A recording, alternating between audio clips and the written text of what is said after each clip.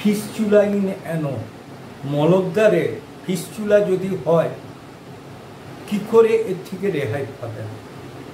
Fistula এমন একটা জিনিস, ঠিক একটা জায়গাতেই বারবার হতে থাকে। ধরুন আপনার যেটা ফোঁড়া বা ইরাপশন হয়েছিল সেরে গেল, কিন্তু আবার কিছুদিন পর সেই জায়গাটাতেই ফিস্চুলা দেখা যেতে লাগলো, ফুলে উঠলো, টাটালো, পেকে গেল, ফেটে গেল, রস সেরে গেল, কিন্তু আবার কিছুদিন পর ওই জায়গায় হবার ফলে জায়গাটা নরম হয়ে যায় এবং যেহেতু ওটা এক্সক্রিয়েটরি প্রোডাক্ট বের হয় সেহেতু আপনার ইনফেকশন হওয়াটা অস্বাভাবিক নয়। কাজে ওই কারণের জন্য বারবার হবার ফলে রুগী ঘাবড়ে যায় এবং ভীষণ চিন্তায় পড়ে যায়। এসব থেকে রেহাই পেতে গেলে দেখতে হবে কেন হচ্ছে।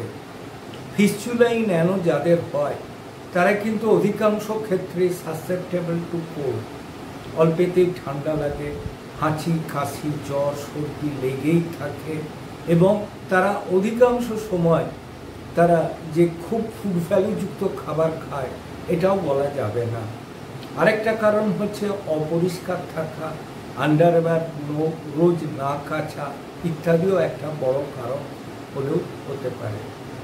তবে যেহেতু এটা সাসেপ্টেবল টু কোল্ড বা এটা টিউবারকুলার অরিজিন হয়, আমরা যদি blood for TC, DC, ESR, haemoglobin, RBC morphology, Mantoux test, chest X ray, serum IG করে দেখি তাহলে দেখব যে মান্টু হয়তো পজিটিভ হলো।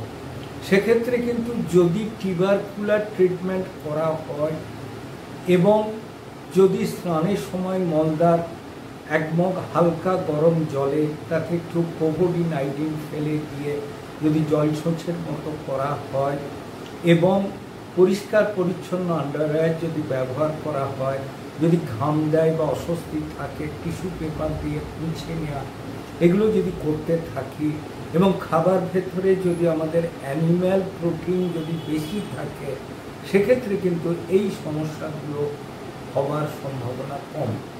হাত দিয়ে তাকে টিপে রস বের করা, টাটিয়ে গেলে বারবার আঙুল দিয়ে দেখা বা বাড়ির লোককে বলা এটা টিপে পুঁজটা বের করে দাও, এগুলো না করাই বিদেহ। তবে একটা ব্যাপারে নিশ্চিত করে বলা যায়, যদি অ্যান্টি টিউবারকুলার ট্রিটমেন্ট করা হয়, যদি টিউবারকুলার অরিজিনে থেকে থাকে অথবা সাসেপ্টেবল টু কোল্ড যদি থেকে থাকে, ফুড ভ্যালু বাড়িয়ে ওষুধ ঠিক মতো খেয়ে এই জিনিসকে কিন্তু সারানো যায়।